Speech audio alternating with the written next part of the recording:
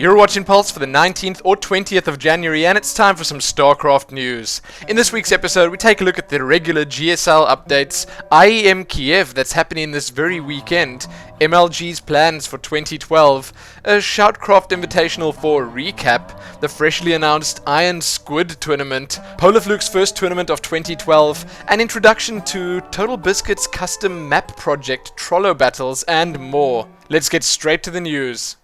As with last week, we're going to start the news off with the GSL updates. This week we're having a look at the Code S's Group E, F, G and H. There were obviously quite a few interesting games here, and the results are pretty interesting themselves. In Group E we've got MMA and Gummyho topping the group, with Zenio and Yu-Gi-Oh dropping down. In Group F, Genius and Dongregu managed to take it over SC and JYP. Marine King took Group G with a flawless 2-0, and Alive came in second place with his 2-1.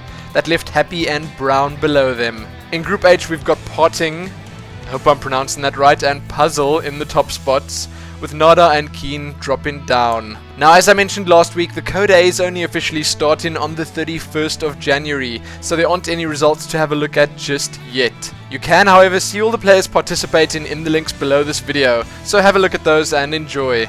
There are one or two quick GSL extras to have a look at if you're interested. You can read how Naniwa and Sase are taking StarTale's side when the GSTL returns, and as I mentioned last week, I'm going to be grouping this with the GSL news. You can read all about the most recent Twitch TV Korean weekly below as well. In our next piece of news, from January the 19th till the 22nd, the Cybersport Arena in Kiev, Ukraine, will host the 5th event of the ESL's Intel Extreme Master Series Season 6. 16 top StarCraft 2 players from Europe, Asia and America, as well as the national Ukrainian champion, fought their way through the group stages during 2011, and now it's time to find out which of them will earn an invitation to the Season 6 World Championship.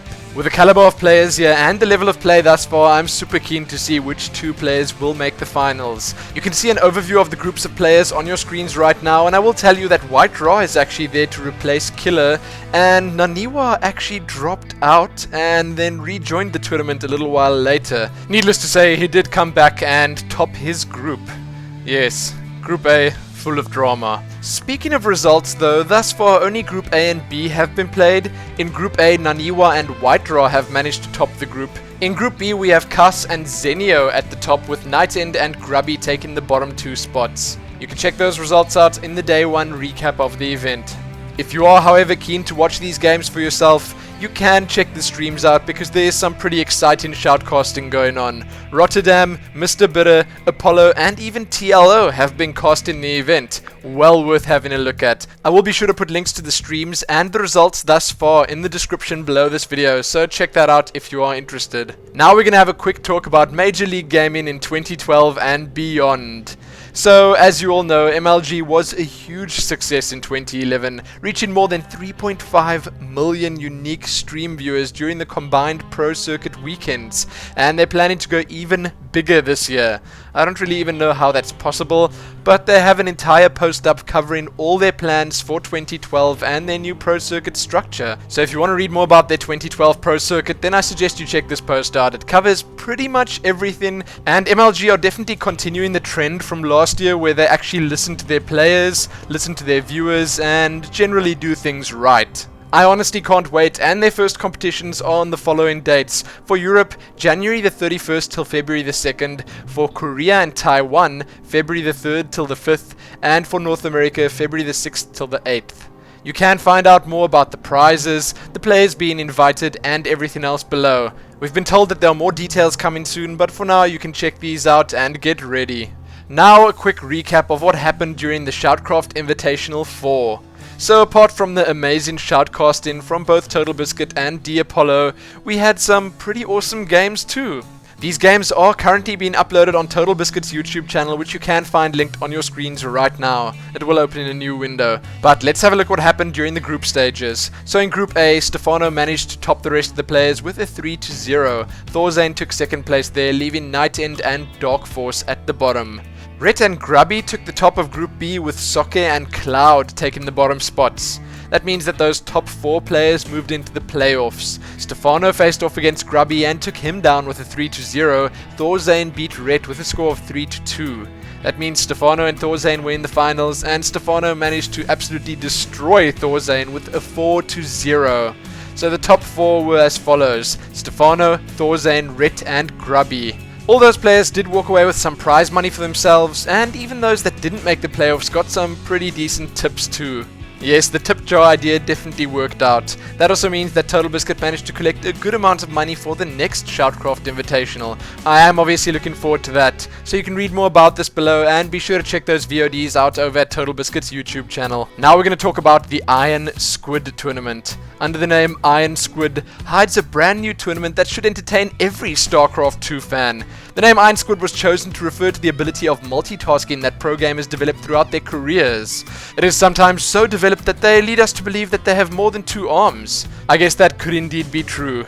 In the IronSquid, 16 world-class players from all around the globe will battle it out for a juicy prize pool of $25,000. 14 of the 16 players will be invited, and the last 2 will be able to get those spots via qualifiers. The first qualifier is happening on the 22nd of January and the second on the 5th of February. There is still a while till the finals, so I wouldn't really worry about that just yet. 4 players have been announced thus far: Thorzane, Todd, Marine King and Ret. So that is indeed a pretty good start. To make things sweeter, there will be a French stream covering the entire thing, and on the English stream we will have Total Biscuit and D Apollo. Yes, these 2 guys are absolutely everywhere nowadays. Anyway, read more about this below, check the official site out, and get excited for the event. In the last of our big tournaments and event news, here's Polarfluke January 2012. So this is working pretty much exactly the same as the other Polarflukes that came before it. There's a fast track qualifier on January the 25th, so if you're keen for that, you can check that one out and play in it. Everyone is in fact welcome, and the main event is happening from January the 28th till the 29th. There's a pretty decent prize pool with close to $1,000 up for grabs, and you can read all you need to know in the Team Liquid post below or over at polarfluke.co.za. Now, in our only piece of proper community news, we've got the first episode of Modding It from Total Biscuit. This is an introduction to Trollobattles. Trollobattles is pretty interesting. This is a custom map that Total Biscuit is working on, along with one other person that knows quite a lot about the Galaxy editor and making maps in StarCraft 2. Now, Trollobattles is an observer type game mode where 2 players play and 2 people watch, and I'm assuming that that can probably be mixed up. There's some voting to decide who does what, but the catch is that the ones that watch do more than just watch.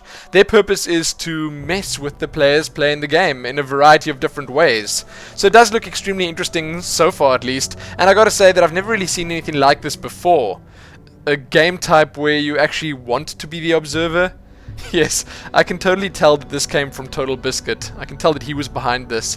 But playing God in StarCraft 2 is interesting, to say the least.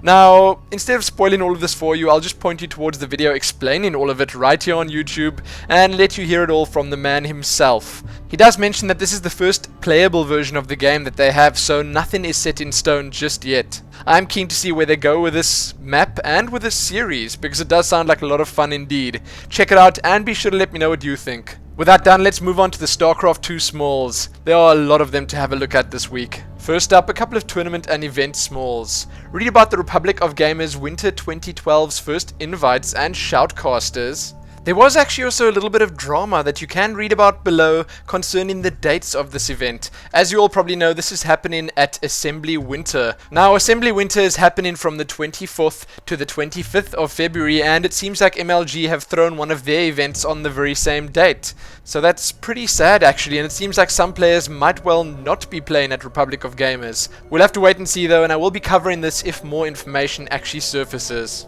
IPL Fight Club number 7 will be between Mana and Nurchio. Read some NASTL updates. Then in the community smalls, check the latest Art of War post out. This one is about basic economy. Read some teasers from Trisha Helfer about Heart of the Swarm recording. There are some Sons of StarCraft updates to have a look at. If you're wondering, that's the documentary featuring Artosis and Tasteless. There's an Iron Lady player spotlight up featuring Aphrodite. HeyPro is flying back to Korea. StarTale and Quantic Gaming have announced their partnership.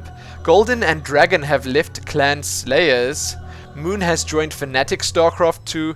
Hongang has joined Isahara. Suncow was picked up by MTW but then released the next day. Evil Geniuses has parted ways with Axelav and Strifecrow. There's some Fnatic and TSL drama to have a look at, and this is all about Fnatic picking up Alive.